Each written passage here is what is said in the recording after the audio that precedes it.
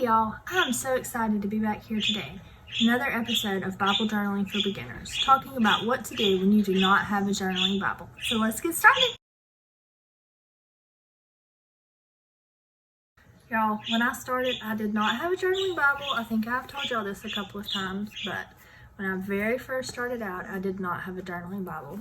I actually just had my regular old Busy Moms Bible, and I would sometimes write in the column, add some stickers up there, highlight.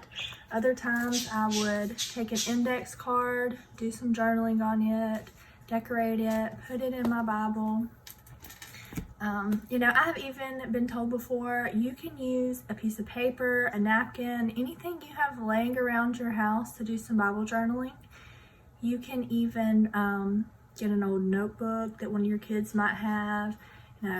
I don't know about y'all, but I'm a huge journaler, so I have tons of journals. I have Bible journaled in some of my journals before. I even picked up this sketch pad from Hobby Lobby, and sometimes I'll journal in it. It's great. It has sticker paper. It's like less than $5 at Hobby Lobby. They will have them on sale 50% off every other week. So there are a ton of options and variety of things that you can use when you don't have a journaling Bible. Just because you don't have a special journaling Bible or a Bible that is dedicated just for journaling, don't think that you can't Bible journal too, because you absolutely can. So I hope this video helps you in figuring out what you can use when you do not have a journaling Bible. If it does, I hope you'll give it a thumbs up. Make sure you hit the subscribe button so you don't miss any of my videos, and hit the little bell beside it so you'll get notifications, and I'll see y'all next time. Bye guys.